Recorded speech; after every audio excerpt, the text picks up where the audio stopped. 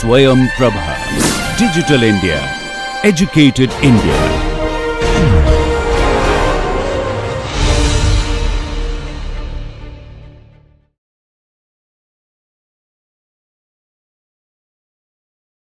Second lecture is review of vibration system, and I understand you have different background. Therefore, some natural or not equations I may skip. Okay, so but I will send you guys the PowerPoint, the slides anyway. Okay, so this is outline. Okay, single D freedom vibration system and free vibration, forced vibration, and power and energy in the vibration system. And the last section I may skip, and the impulse response. Okay, so we already get a sense that this is a vibration system, right? Wave energy converter. And the vibration system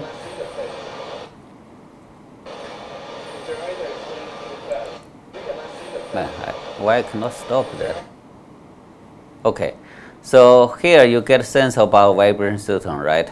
So you have vibration amplitude and this period. This is a very important concept.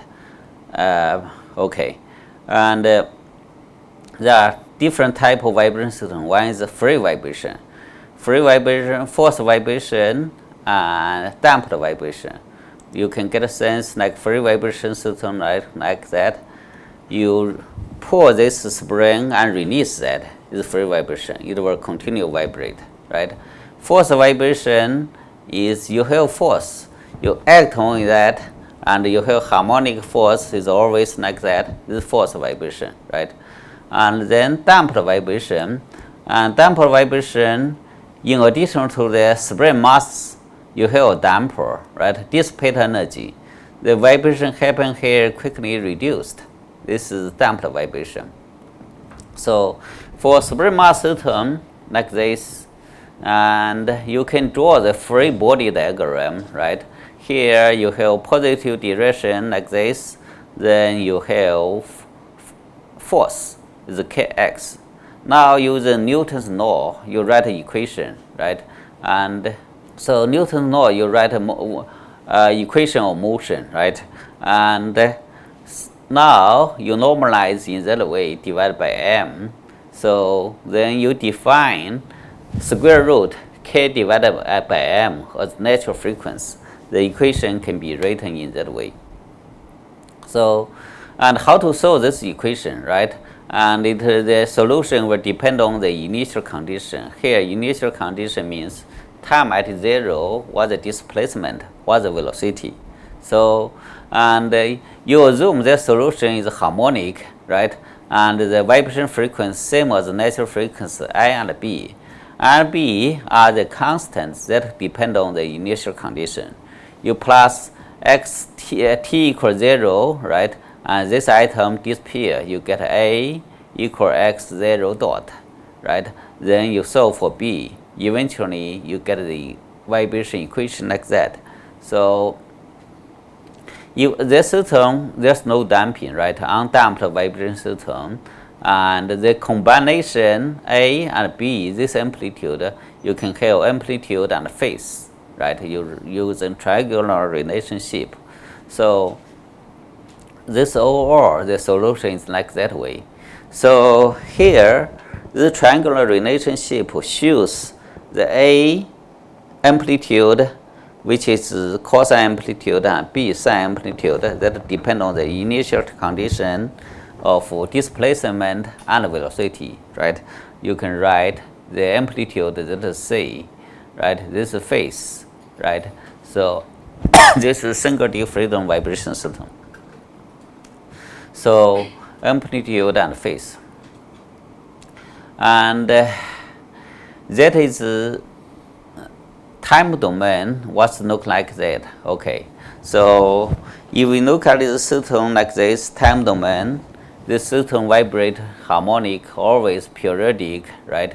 So this period, and is 2 pi divided by omega n, natural frequency. Here from this, you have initial displacement then the velocity is the slope dx dt, right? This velocity slope. So in this figure, you can have period, amplitude, initial condition. So, and also you can get the amplitude C and phase. Okay. So another thing is called this time domain. Another is phase plane. Phase plane, you have displacement, you have velocity, right? You plot this one, and look like you have elliptical, right?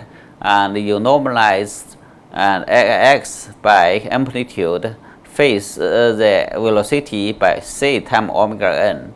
So overall will look like a circle. Okay, so this is phase plane. Phase plane sometimes is more convenient than the time domain vibration. Time domain you can understand very easily, and phase domain sometimes we use. You have damped vibration system, you can say this system vibrate, become smaller, smaller eventually to the center. Okay, so this is phase plane, this is vibration. Okay. So this is free vibration. Another says damped vibration. Damped vibration, you have damping. Therefore, the vibration system, when you draw the free body diagram, you have c times x dot, right? Xc is constant. This is damping coefficient. X dot is velocity. We assume that's linear damping, very popular damping assumption, right? So basically the damping force is proportional to the displacement. So then you solve this problem, you assume that A, E, lambda T, right? In that way, you get a characteristic equation. You plug this into this equation, then this lambda. When you solve this lambda, this is second order constant coefficient equation, right? So ODE, right? So then you have lambda equal this form, right? So you can say this c square minus 4km. This item is important. This item can be positive, this item can be negative, this item can be 0, right? When this item to be 0, we call the critical damping, right? So these critical damping coefficients make this part to be 0. In that way, you have repeat eigenvalue, right? So this is we call C that make this item to be 0 will be critical damping. The damping ratio is C divided by this critical damping. Okay. So, and depend on the damping ratio, right? We have lambda 1, lambda 2 in this way, and zeta here it can be greater than 1 or negative than 1. If for greater than 1 case, and this is called over damped case, and less than 1 case is called under damped case. Then zeta equal 1, this is critical damping system. So for vibration system, you look like a time domain like that, and if you have under damped cases, blue color, you have vibration, right? And for over damped case, this case, there's no vibration, it's just decay, right? So real line shows a critical damped case. Critical damped case usually you get to 0 faster than any part, other part. Okay, so and this phase diagram, as I mentioned to you, right? If damped case, this can gradually like go to smaller to the 0. So for vibration system, especially for ocean wave, and mostly is under damped case, there's a vibration. So okay, so now if we have more interest to the under damped case, so here and we have natural frequency, we have damped natural frequency. Damped natural frequency is omega times square root of 1 minus zeta, right? If we have damped natural frequency, after define, you can write the lambda 1, lambda 2, the eigenvalue in this way. Now you have lambda 1, lambda 2, so the solution, you combine them together, right? A1 e lambda 1t plus I2 e lambda 2t. So in such kind of system, you can say the expression we can write in that way. Okay, I go this very quick. Okay, so if you cannot find, write down the notes, it's fine. I'm going to email you guys the the PowerPoint file.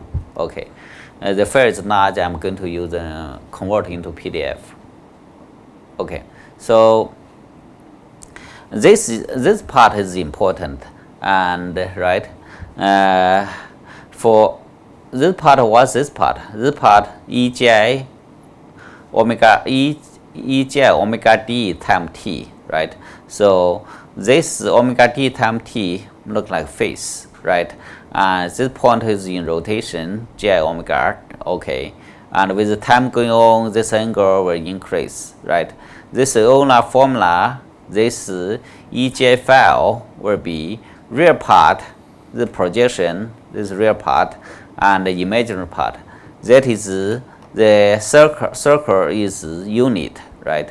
So using Euler formula, we can write E j omega t with cosine j omega t plus I j, or sometimes we use I, some j, same. Okay, so omega t.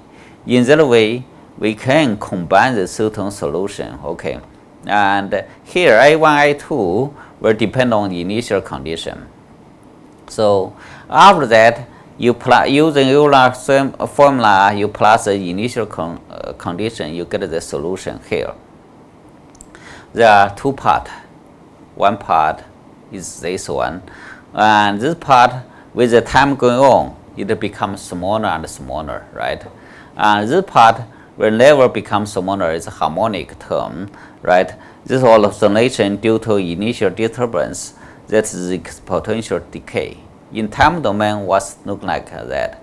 I just copy and paste this here. Okay, and this is also amplitude.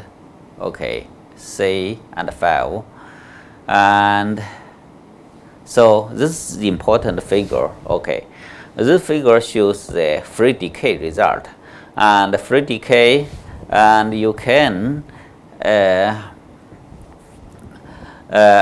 free decay is based on such kind of initial condition, right? In this one, you can say several sense. One is initial condition, right? And initial condition amplitude, sure, there's a slope, there be the velocity, right? Another thing is the free decay, and if you draw the envelope here, and then you can calculate the damping coefficients from how fast it decay. And the third part is the damped natural frequency. Damped natural frequency, you can say, you can measure from 0 to 0, and you can measure from here to here, right? So anyway, and the damped natural frequency.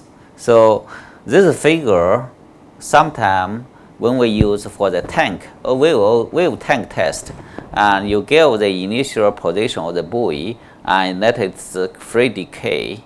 Then from free decay, you can calculate damping, right? You can get natural frequency. You can recover stiffness. That is the experiment I believe Dr. Vijay will show you about in the tank test. So, and later I will tell you this free decay sometimes we call the impulse response.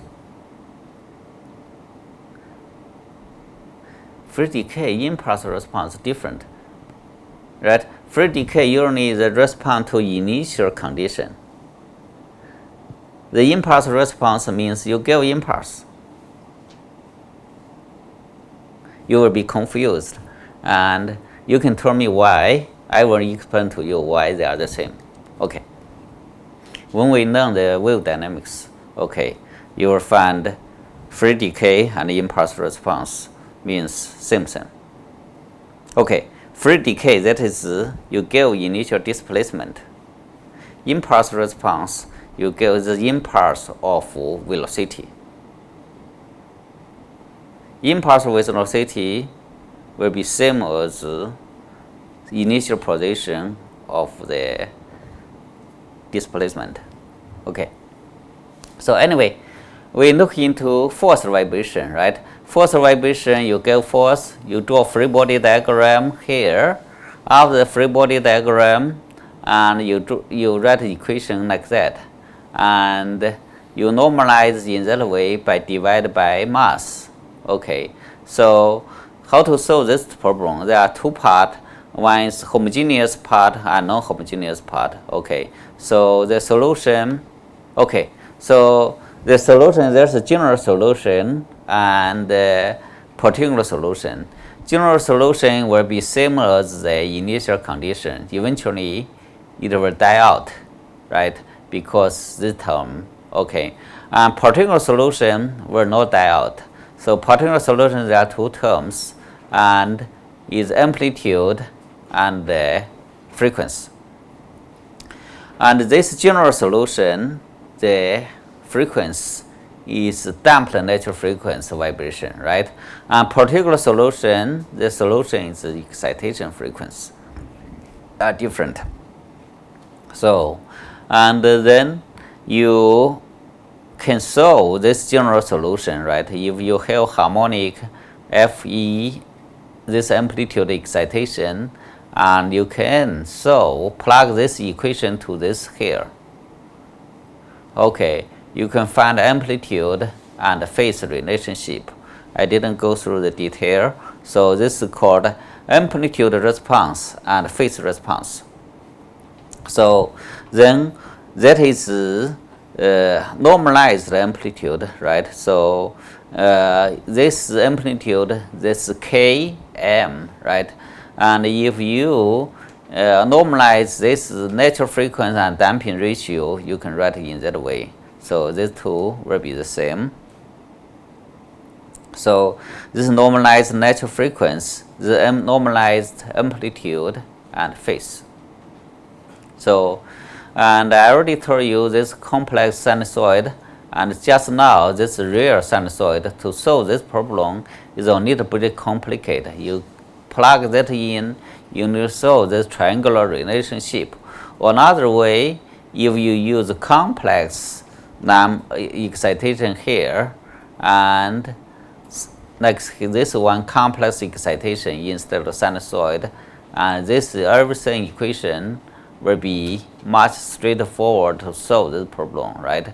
And here the x is complex number, ej omega d, omega, you have instead of sine term or cosine term, use a complex amplitude. So from this complex amplitude, you can directly solve this complex amplitude x, right? And plug that into here, you can get this equation, e j omega t, j omega cancelled. You can directly solve that's x. Okay, this is complex response. This you say this real part, this there's an imaginary part, right? So here you can write this amplitude and phase. Amplitude and phase is same as the result we got from previously when we have real excitation sine and cosine term. Okay, understand that is probably too much for the sophomore students. However, I want to put one figure in your mind. Okay, this figure. So this figure is amplitude, right? And you understand the resonance, right? If vibration at the natural frequency or around the natural frequency, amplitude is very, very large. Okay, and if in this figure you also get a sense. Now, when we increase the damping, the amplitude becomes smaller and smaller, right? This resonance. So another thing is when the frequency is zero, what's the meaning of vibration frequency zero? you have constant. You just pull the spring, right? This frequency 0. So if we have frequency 0 and the vibration amplitude will be static deformation, right? The damping doesn't matter, only spring matters, right? You have constant force, only spring matters. So that is called stiffness dominate, right? Another thing is very, very high frequency. If we have high frequency infinity, which one matters? You look at, you have multiple ways to look into that, and once from this response, and R is normalized frequency. If frequency is infinity, and this is power 4, right? This is power 2. Therefore, damping wouldn't matter. So only in that frequency, everything go to one line. It doesn't matter. That kind of thing is mass dominate. You see this here, and if omega go to 0, this term is omega power 2. This term omega power 4. And omega power 4, the coefficient is m. Therefore, mass matters. So around this thing, damping matters, around the resonance, right?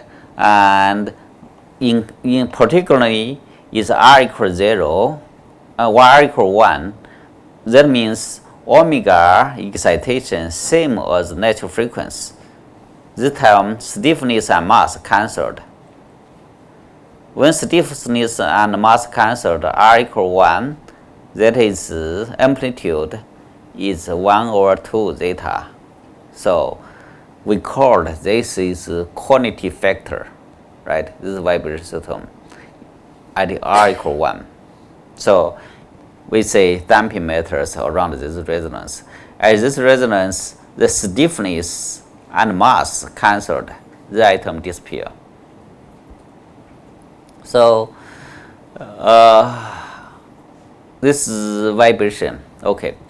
And so again, there are not equations. I want to put this picture in your mind only, okay, especially for the student in the second year, you know, at different frequencies, stiffness dominate and mass dominate, damping dominate, right? So another thing is I skip the basic excitation, okay. So let me skip the basic excitation. I skip all this type of mathematical equation, but I still like this picture, okay. And nice view.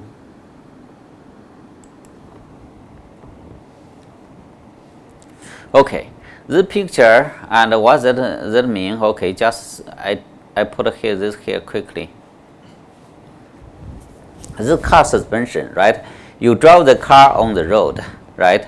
This car move up and down, the car body moving, right? At a very low frequency, right? Then this car body follow the ground roughly its motion, right? This now, do you think stiffness will change everything? It's different. It doesn't matter what kind of stiffness that, and they just follow the ground motion, right? And also high frequency are different. High frequency, why is high frequency different? You look at this one. If you have small damping, the amplitude will be lower. And you have high frequency, you have larger damping, the vibration will be larger. The reason is, in the car suspension like that, the larger frequency, then the shock transmit from ground to the car body at high frequency. So therefore, you have more damping, then the amplitude at high frequency is worse. This is why, for the force excitation, what means you give the force, you want to have more damping. But for the basic excitation like car suspension, you don't have large shock absorber. If shock absorber is too large, the vibration at high frequency become bad, and low resonance become better. So the car suspension usually you have 20 to 40 damping ratio.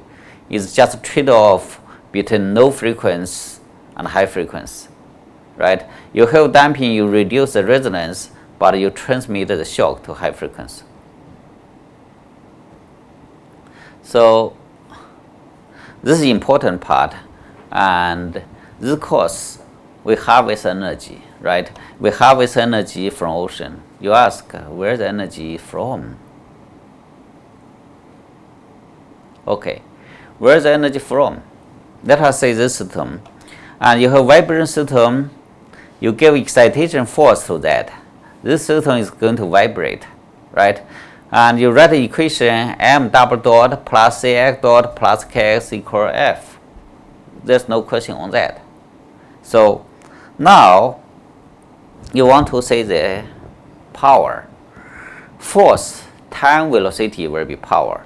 Therefore, I time omega velocity to the system, force time x.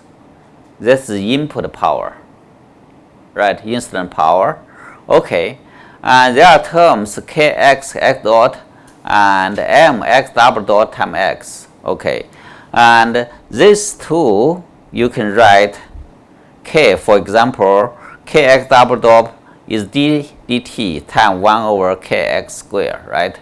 And mx double dot times x dot you can write d dt 1 over 2 mx dot.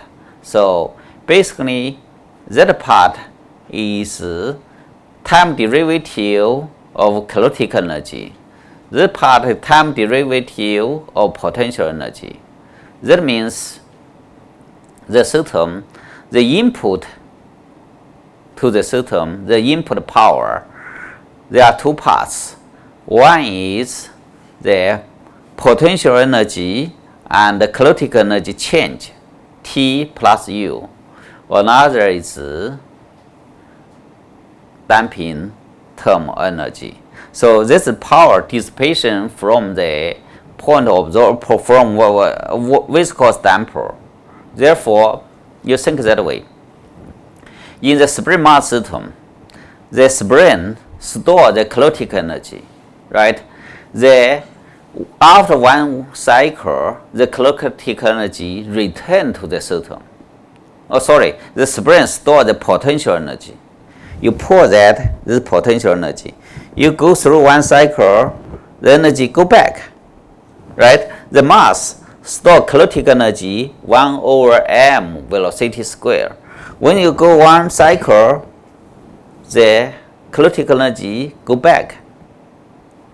How about the damping? You have spring mass damper, you go through one cycle, where the energy go? Right? The energy dissipated. Therefore, the energy harvesting itself. What you care is the energy on the damper. Is this clear? Right?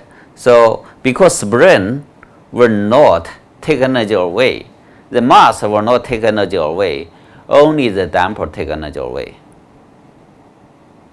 Right? So, this is how energy harvesting work. And you design energy transducer or PTO to take energy out. That is damping, right? So, no matter the car shock absorber like that or PTO side, this is damping. So, energy dissipated through the damping. If you give harmonic excitation, okay, and you give harmonic excitation, right? So then the damping force equals C times x dot, right? If x equal harmonic, you have frequency, you have amplitude x, you have phase. And you plug this into equation here, right? Then you draw force displacement relationship is something like a loop. force displacement loop. Okay, if you hold spring, what kind of thing it look like? Force displacement is just one line, right? You just, if you hold spring, the force displaces one line, right? And that means you get energy stored and get energy back. Now, for this damper system, you go through one cycle, the area under that, that's the energy. So you integrate the loop under the area, this energy, this force, time displacement, the integration. This area, that's the energy. This energy in one cycle is proportional to the damping constant, right? Is proportional to the omega, is proportional to the x squared, right? If you drive the system at large amplitude, you double the amplitude, it's like 4 times more power through the cycle, right? And you increase the damping, you get more from the system. So, look like, oh, we need a larger damping coefficient. We can get more power. Is that true? No? Why? Let me ask a second year student. Okay, look like this equation, right? We want to take more energy out, we get larger C. Larger C means larger damper. Is it true or not?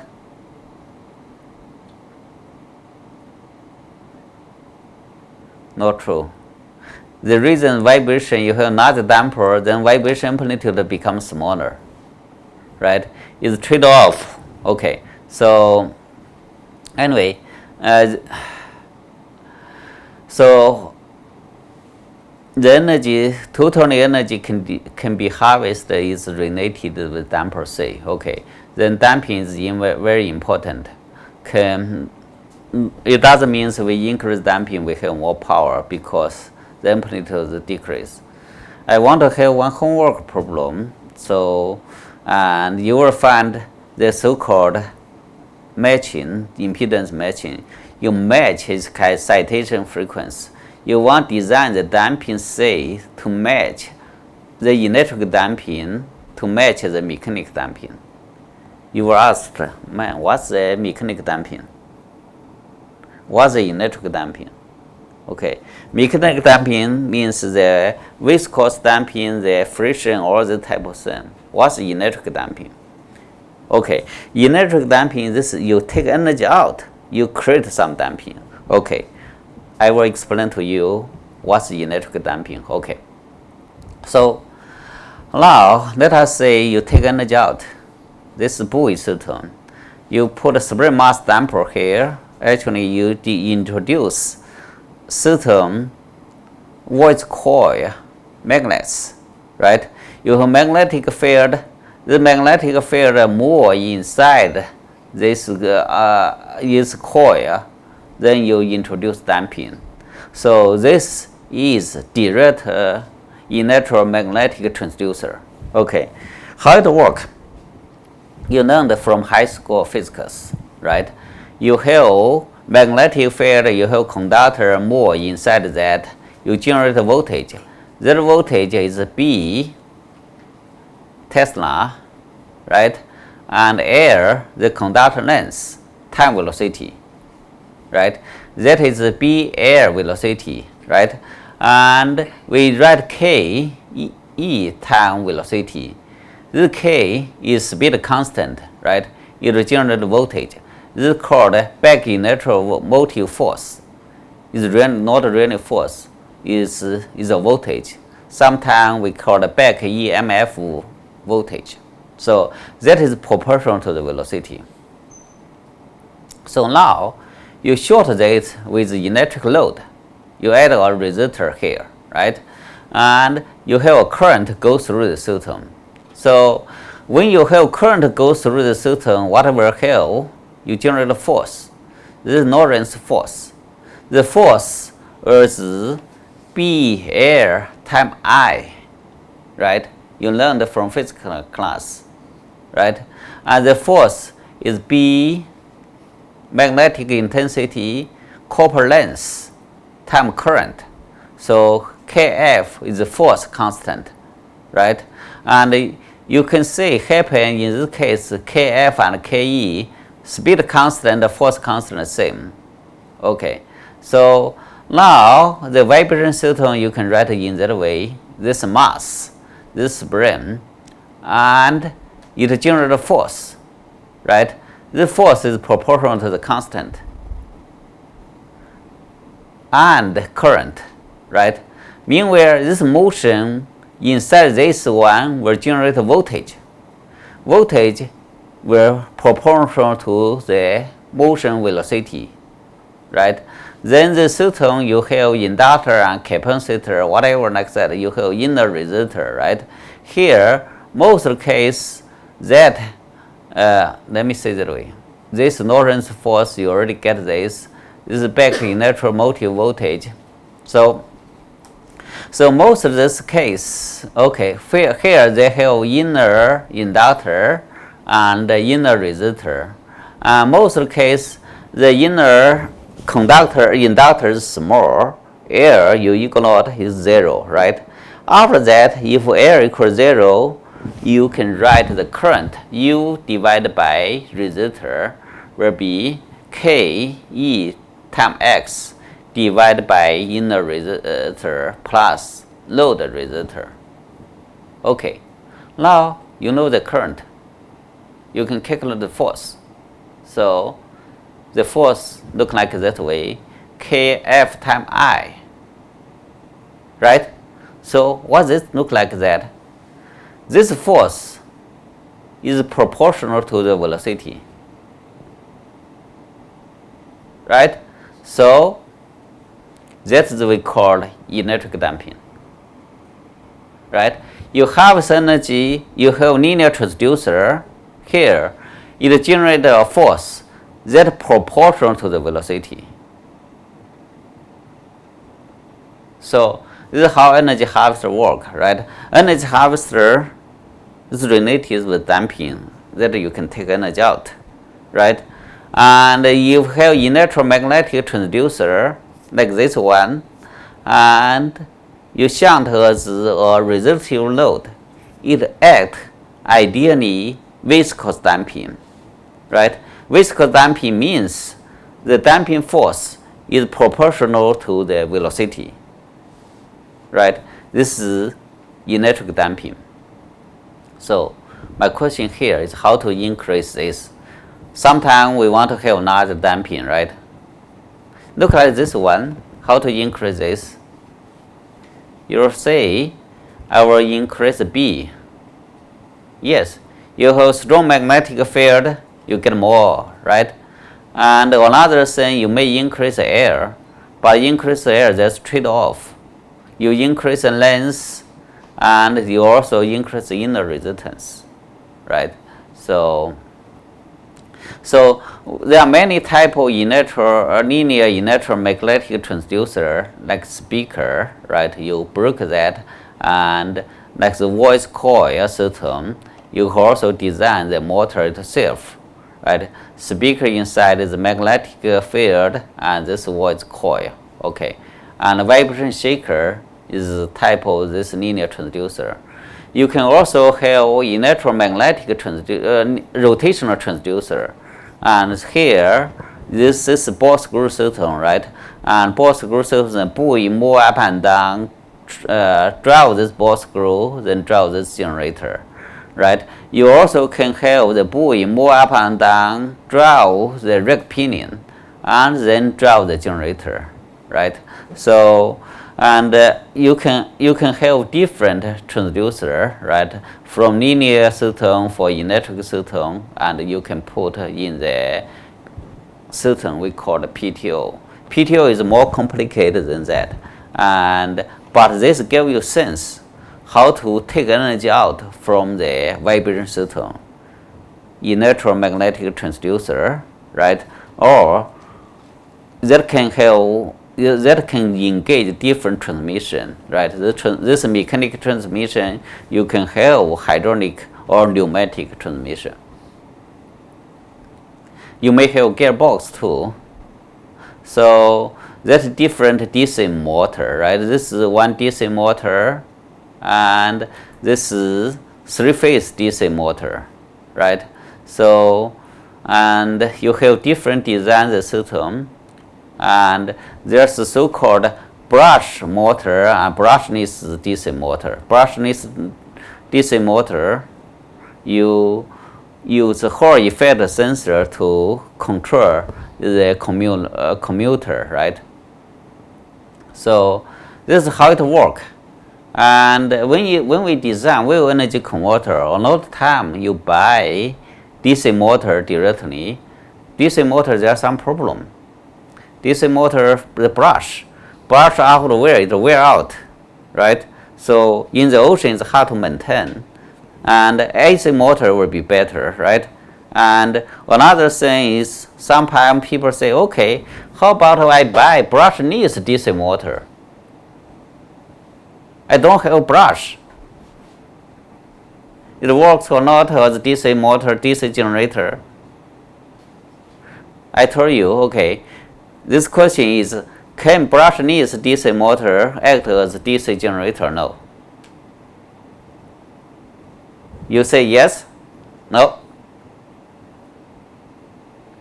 What's the difference of motor and generator? Motor changes electric energy into mechanical energy. Generator changes electric energy to mechanical energy, right? For this type of thing, like I show you here, right? And you give current, you can drive the system, right? This become motor. And you have resistor node, this motion can directly drive that is generator. For this type of system, DC motor and DC generator same. Okay, however, for brushless DC motor, when you use a generator, it will become AC generator. You have three phase like that, and you don't use Hall effect sensor to generate that. Therefore, you rotate this shaft in one direction only, one direction. The term you get AC voltage. Okay, so I stop here. As I said, impulse response, I skip that, and I want to show you one figure about impulse response. Okay, so this is free decay, right? And free decay, you put a ball and you give the initial position, the free decay. And this wind turbine, you want to pitch motion, you release that, and you get this type of free decay. This type of free decay, you can calculate the damping ratio, you can get natural frequency, right? So we call the impulse response. Later, when we talk about wave dynamics, you understand why what the relationship of free decay and impulse response. Anyway, and time get end, so we use three more means. Damping, you have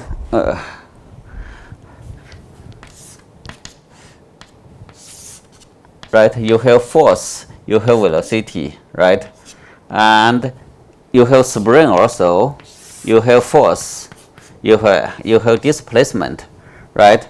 And you can have different stiffness, like, right? Especially you have rubber, you can pour that, it becomes stiffer and stiffer, right? And then normally when the vibration, the amplitude is not that large, linear is good approximation, right? And similarly here, this is damping, right? It doesn't mean it's special car damping, right? It's for example, car shock absorber, and one side damping is like that, and then another side is here, and it's not really linear damping. But for the analysis side, we assume this linear damping, we understand the physics, right? And the interesting part is the wave energy side is for energy, wave energy side is totally different. So all this assumption will assume the linear system, right? Small motion. However, for wave energy, we want to have large motion, right? So no matter what, we understand the physics first. And this physics you understand, after we understand the physics, meanwhile we need to know the constraint, the limit, right? So this understanding is based on the linear system, small vibration amplitude, and then if we have large amplitude, you also say, wow, it's different. Okay, I will show you, you are going to see more in the wave dynamics also. Linear wave theory, nonlinear wave. Yeah, thank you. Okay, thank you.